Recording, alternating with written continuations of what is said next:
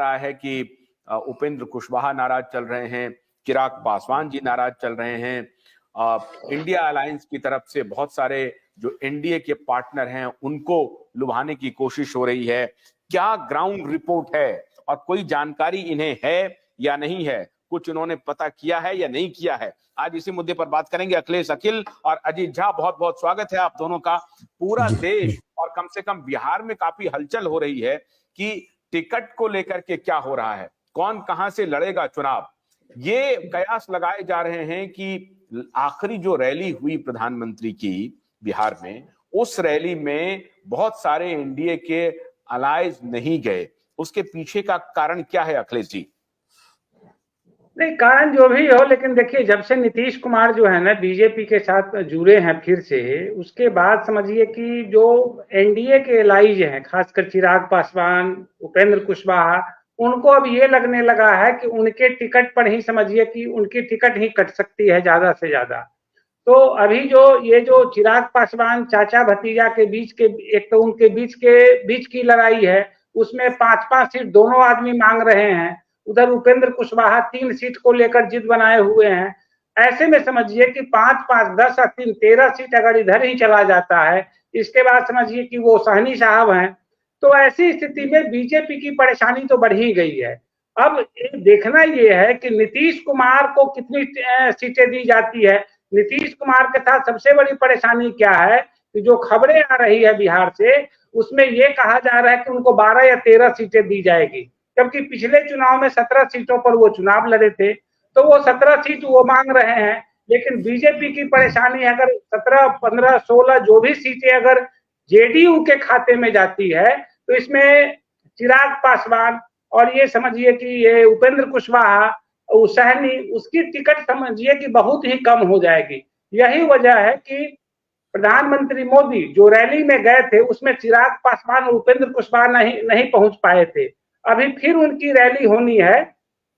उस रैली में अगर चिराग पासवान और उपेंद्र कुशवाहा नहीं जाते हैं, तो इस बात की बड़ी बहुत संभावना है कि ये लगता है एनडीए से अपने को हटेंगे। और एक बात मैं आपको और बता दूं कि चिराग पासवान की कहीं ना कहीं से अंदरूनी बैठक जो है आरजेडी के साथ भी हो रही है। और वो बातें कितनी आगे गई है, कितना पका है वो मामला, ये अभी जानकारी नहीं मिल रही है। लेकिन चिराग पासवान नीतीश कुमार के बीजेपी के साथ जुड़ने के बाद काफी नाराज भी हैं और दुखी भी हैं। उनका दुख इस बात को लेकर है, उनको लग रहा है कि उनकी जो पहले सीट थी, हाजीपुर सीट की, जो वो हमेशा मांग कर रहे हैं, उस सीट पर समझिए बीजेपी अभी एक मत, बीजेपी के शीर्ष नेताओं के बीच एक मत नहीं हो पा रहा है। ऐसी स्थिति में समझिए कि चिराग पासवान और उपेंद्र कुशवाहा को लेकर सबसे ज्यादा बहस इसी बात को हो रही है कि वो वहां से एनडीए से निकलकर और इंडिया गठबंधन के साथ जा सकते हैं। ये अभी जो है ना, ये अभी लेटेस्ट खबर ये है, ये बिहार से। अभी देखिए, एक तो पारस जी जो थे एलजेपी के, जो चिराग जी के चाचा हैं, वो और उनके जो बहुत ही क्लोजेस्ट पार्टनर हैं पॉलिटिक्स में, सूरज भान, उनको उनकी सीट को लेकर के मामला फंसा हुआ है। और तीसरा पेच ये है कि नीतीश कुमार को लेकर के चिराग पासवान काफी असहज है।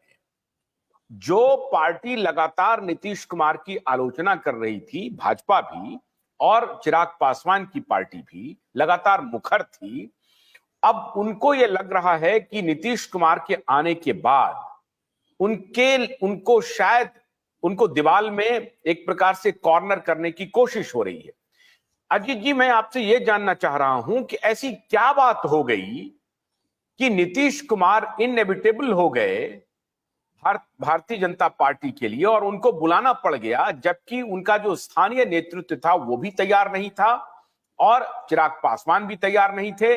और चिराग पासवान एक मास लीडर के रूप में इमर्ज कर चुके हैं बिहार में।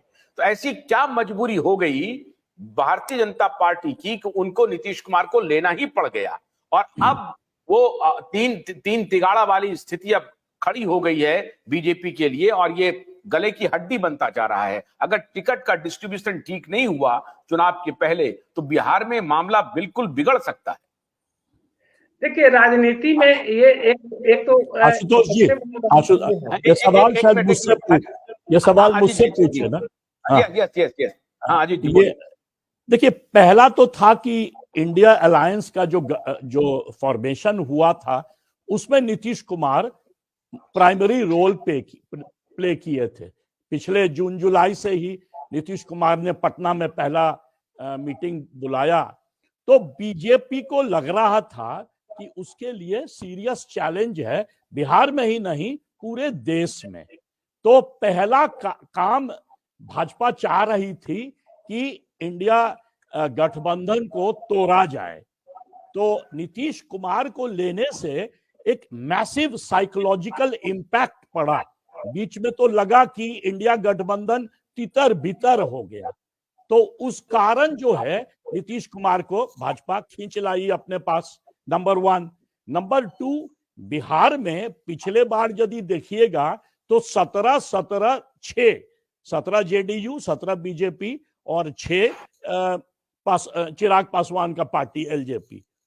तो अब चक्कर है कि ये बड़ा प्लेयर है जेडीयू, पावर में है बिहार में, अलायंस फॉर्म करेंगे तो बीजेपी को हो सकता है कि 2025 के बाद भी सरकार में आ जाए। अभी तुरंत सरकार में बीजेपी आ गई है बिहार में, तो उसका एक एडवांटेज होता है ना बहुत बड़ा। चिराग पासवान मैं आपसे मानता हूं कि बहुत कैरिज्मेटिक लीडर हैं और एक तरह से कहिए कि अपने फादर का मेंटल उनके पास है, यंग है, अच्छा बोलते हैं अंग्रेजी में भी हिंदी में भी, पर वो नीतीश कुमार नहीं है, क्योंकि ना वो मुख्यमंत्री हैं, ना वो इंडिया गठबंधन के प्राइमरी चेयरमैन बने, मतलब एक तरह से कहिए कि पायनियर थे जिन्होंने फॉर्म किया।